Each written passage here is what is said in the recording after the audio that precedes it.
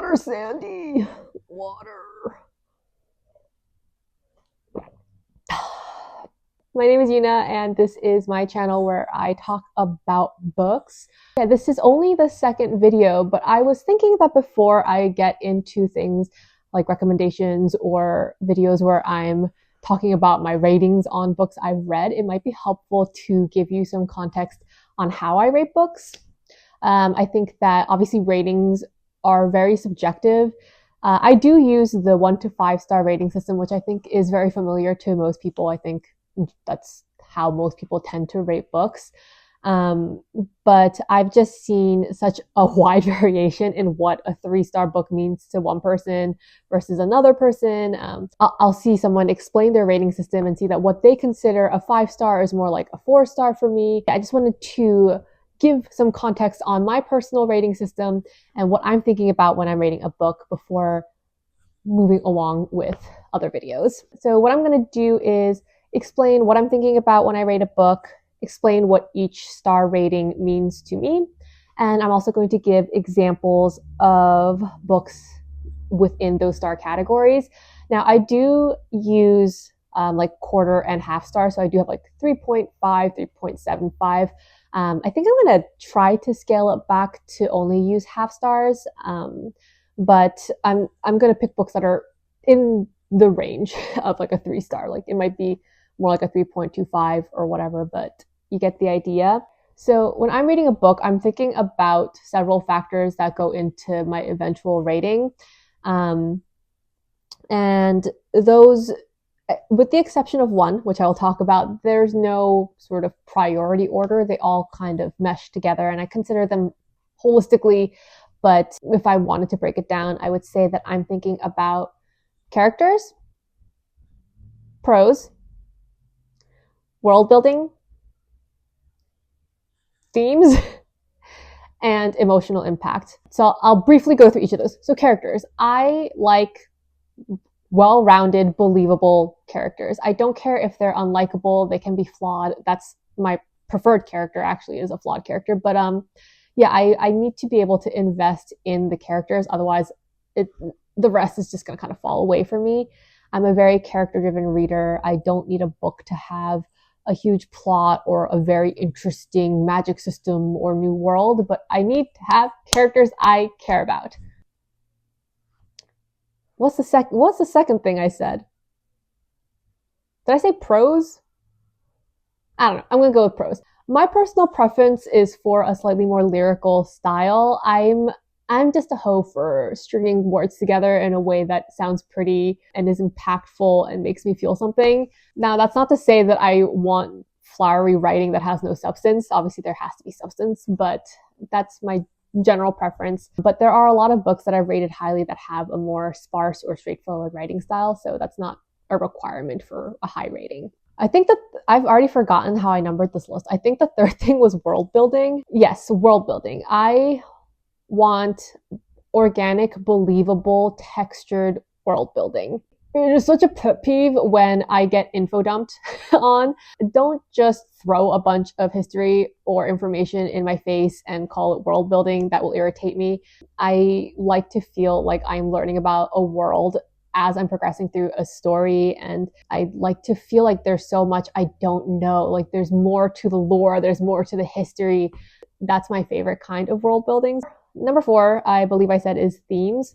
I don't think that every book you read has to be deeply poignant and have something to say or have a deep, impactful message. But for me, a book that's going to be rated highly is going to be one that does have a theme, does have a message, does have something it's trying to share with its audience. I love a book that challenges me, that teaches me something, or helps me to put into shape thoughts that I'm having. So yeah, themes are very important. Now, number 5 is the one that is, for me, the most important. I like to be hurt. I like to be in my feelings. I'm definitely an in my feelings type of girl, and I will forgive a lot in a book if I feel like it has moved me. Now, generally, to move me, you have to hit sort of the other criteria in some way, but yeah, I want a book that makes me want to cry, that makes me really invested on the edge of my seat. I want to be thinking about the characters in the world when I move away from the book. So yeah, emotional impact is huge. All right, now, so I'm going to go through, like I said, my star ratings and give you examples and explain what each star means. I will say I don't have copies, like physical copies of the books that are my examples for 1 and 2 star ratings, because for me, if I don't rate a book above a 3, I don't keep it. I donate it or I sell it. I just don't feel the need to hang on to it. But we'll start with 1 star. So a 1-star book to me is a book that I am mad that I read. I want my time back. I am dumber and angrier and more broken a person for having read this book. It pissed me off. It might be that the book was written so poorly, or it might be that the themes or messages of the book are so anathema to my own. But yeah, a 1-star book essentially is a book I hated and I absolutely would beg people not to read. And that is Never King. I don't remember the author, but it'll be on the screen. I hated this book. It was an excruciating experience. And the only reason that I think I didn't DNF it is because it was relatively short and I had taken it out from the library on audio. So I was just listening to it while I was doing something. And it was one of those train wreck situations where I felt it sapping the life from me, but I couldn't look away. If anyone cares, it's basically a smutty, dark Peter Pan retelling. Absolutely horrific. Yeah, so that's a 1-star rating. And as I talk about this, I just want to say that, again, these ratings are so subjective. It's just me and my little opinion, and I'm just some dude on the internet. If you love a book that I dislike, please don't be offended. Some of my closest friends have very different book tastes than I do. A book is going to resonate differently based on your interests, your history, your mood, what you're looking for. So this is so unserious. Nothing I say really matters. It's, enjoy what you enjoy. Okay, so then a 2-star book. A 2-star book for me is a book I really didn't like and I wouldn't recommend. It's not as horrific as a 1-star book, but I did not like it. There were a lot of issues with it. Maybe I didn't vibe with the characters or the world building. But yeah, it's not a DNF type of situation, and I'm not petitioning against the universe to give me back the time that I spent reading it, but I'm not happy about it. Again, I don't have a physical example of a 2-star book. Oh, actually, I do, but I don't feel like pulling it out. It's part of a box set, which is the only reason I kept it, but I don't feel like pulling it out. But an example of a 2-star book is what is it called? Ballad of Songbirds and Snakes. I think it's the prequel book, the President Snow prequel book for the Hunger Games series. I did not like this book. I'll get more into it. I think I'll have a video talking about my most disappointing books of 2025. But yeah, I did not like this book. I didn't think it needed to be written. The prose was fine. The world building was fine. It's the Hunger Games. So there were certain strengths to it, but overall didn't like it. 2 stars. 3-star books. This is where things start to get enjoyable, where I'm happy. I'm generally having a good time. So for me, a 3-star book is completely average, right? I liked it. It was a good book. It was an okay book. I might recommend it with some disclaimers, or I might cherry pick who I think this book might vibe with. I didn't love it. I definitely had issues with it, but overall, an okay book. Maybe not one that I'll reach for to reread anytime soon, but a perfectly fine book. And an example that I have of that is The Girl Who Fell Beneath the Sea by Axio. And I think that I actually rated this more like 3.5, which, if a 3-star book is a book I liked, a 3.5 is a book I really liked. Not quite loved, but I really liked it.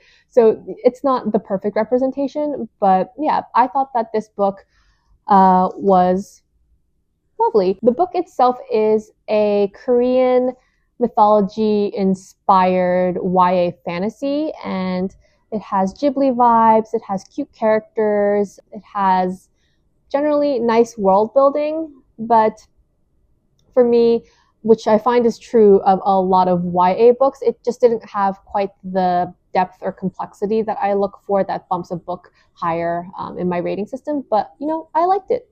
So 3 stars. All right, now we're getting to the good stuff. So 4-star books.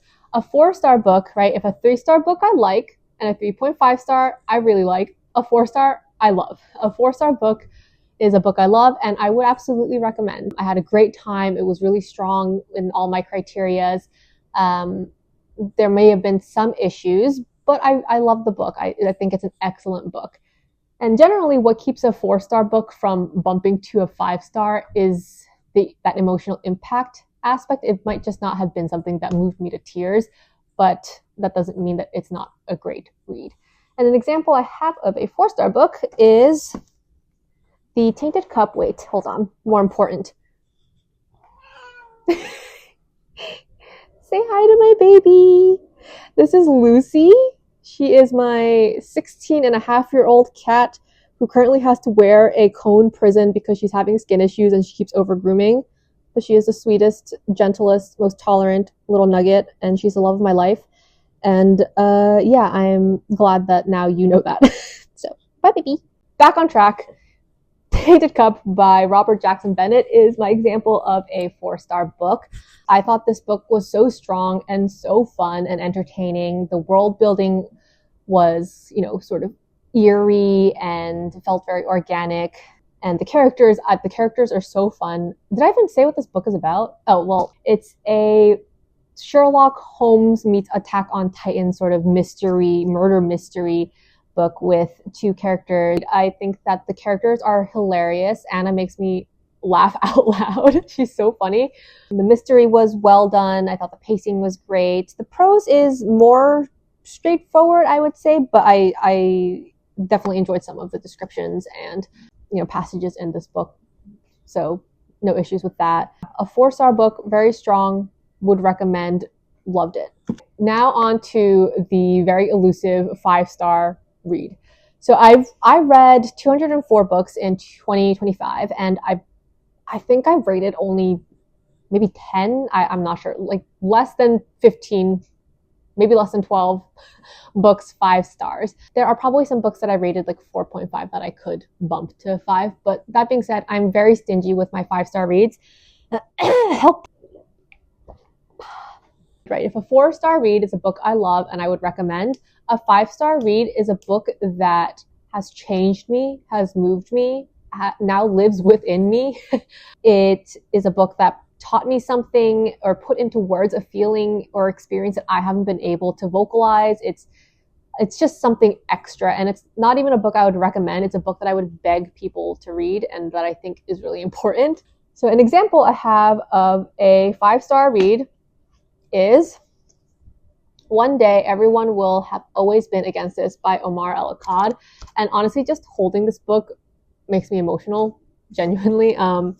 This is a nonfiction work that is sort of a reflection on what it's like to exist and live in a world, you know, during the Palestinian genocide, when it feels like the West and all of its machinations and, you know, individuals around you are so comfortably complicit in what's happening and what it's like to feel like you're losing your mind. And for me, it put into words so beautifully a lot of what I personally have been grappling with for, you know, years.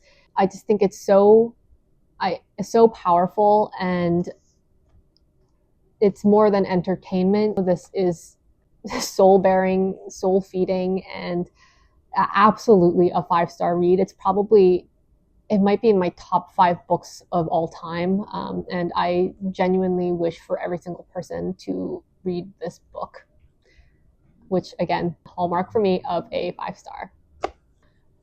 Okay, so that basically wraps it up. I hope it wasn't too boring. I don't know if this is helpful, but I just thought that it might be a good time before I do more videos to give you an idea of how I'm thinking about the books I'm reading and sort of what they mean to me in a rating system. And again, I'm going to say it again. If you have a book that you loved that I think is not my favorite, you know, I give 3, 2, or even a 1-star to, that means nothing. It doesn't change the value of your experience or my experience or, you know, your capability and enjoyment as a reader. Read what you want, enjoy what you want. Like, you want to read some centaur smut, go for it. You want to read some really cerebral, like highbrow lit fic, weird girl shit, like do it. I think people should read what brings them joy, and as long as it's not harming someone or supporting trash people, do you.